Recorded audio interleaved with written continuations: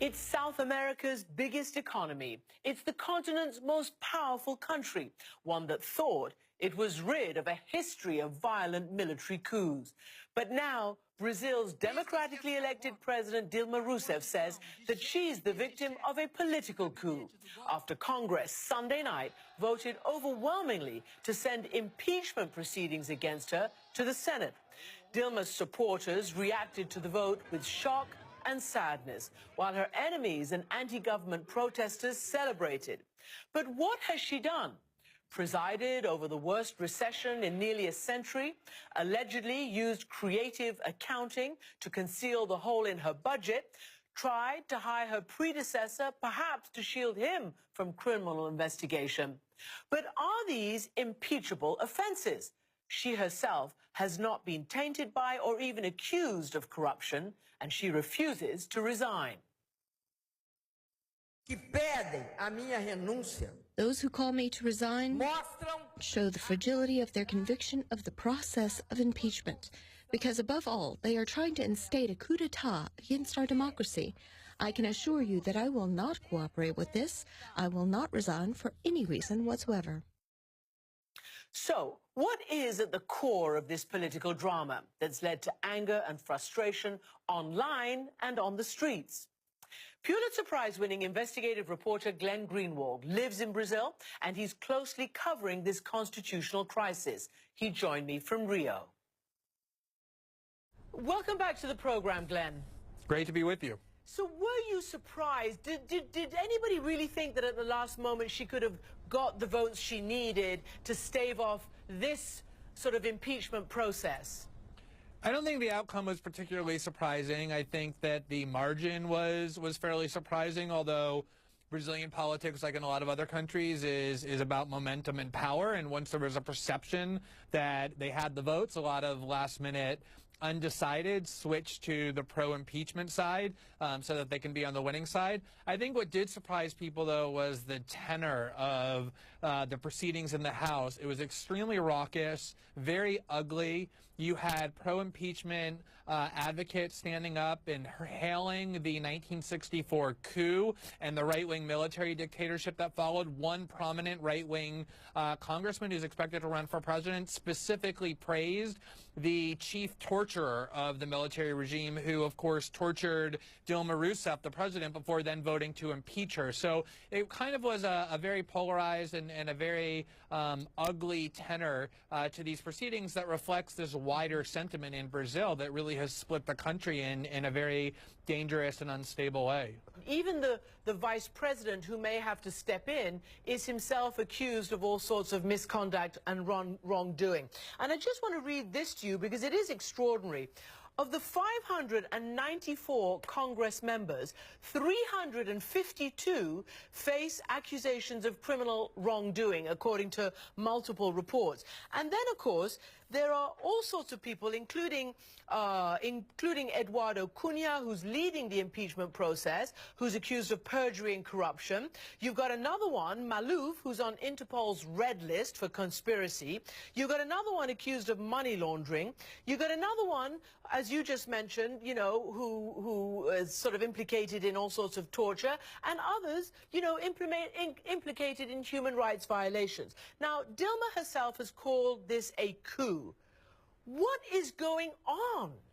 It's the most extraordinary thing, Christiane, because not only is essentially the entire Brazilian political class that is trying to impeach her implicated in really serious corruption. I mean, the most surreal thing I have ever seen in my time as a journalist or anywhere else covering politics in countries was that yesterday, the person presiding over the impeachment proceeding in the House, the Speaker of the House, Eduardo Cunha, whom you referenced, he is somebody who was found to have stashed away millions of dollars in bribes. There's no non-corrupt possibility. He has no wealth. He has no businesses. Millions of dollars stashed away in Swiss bank accounts. He's somebody who's presiding over the House as they're all getting up one by one, all of them accused of corruption and saying, we must remove the president for corruption. And amazingly, Dilma herself is one of the few people not accused of any kind of bribery or personal corruption or kickbacks or anything to be enriched. What's going on is pretty simple. Her party, the Workers' Party, or the PT, has won 4 straight national elections, going all the way back to Lula, who was wildly popular, who was first elected in 2006 and then reelected in 2002 and then reelected in 2006. The plutocrats in Brazil, the rich in Brazil, have long hated PT, have not been able to defeat them at the ballot box. And so this is their big chance with the economy tanking, with this crisis proliferating, with people really upset with the government and the political class. This is their big chance to finally get rid of PT, which they cannot win in an election. And so they're using these anti-democratic means to do it. And it's incredibly blatant what's taking place. Do you think, because even her supporters, certainly abroad, believe that when she tried to hire Lula, her predecessor, as chief of staff, they thought this was a step too far, that she was trying to shield him from any criminal probes and obviously help her in some way? Some have said that she should resign, even though she may not be impeachable, or these things that she's accused of don't rise to the level of impeachable offenses. Do you think that she should resign? Will she be forced to resign? I don't think no, I don't think she will be forced to resign. She's been very clear that she won't. This is a woman who was put into prison as a dissident during the dictatorship and who was tortured. She's a very strong and willful woman who has been through a lot in her life. And remember, the election in Brazil was only 18 months ago. It was at the end of 2014. She won that election with 54 million votes. It is true that she's unpopular. She's made a lot of missteps. That effort to get Lula into the government, which is really a last-minute survival tactic by her to get somebody with incredible political charisma and a lot of political skill that she lacks, Lula, into government to try and save her, didn't have a very good look. But at the same time, you cannot go around, if you want to have a mature democracy, a mature, stable democracy, and remove democratically elected leaders who just won a major election 18 months earlier because they're unpopular or because they're not managing the economy well. That is a recipe for some really dangerous things when you start tinkering with the mechanics of democracy, especially in a country like Brazil, which has a very fragile and a very young democracy. They came out of dictatorship only in 1985. And it's really disturbing to watch them trifling with democracy this way. Mm-hmm.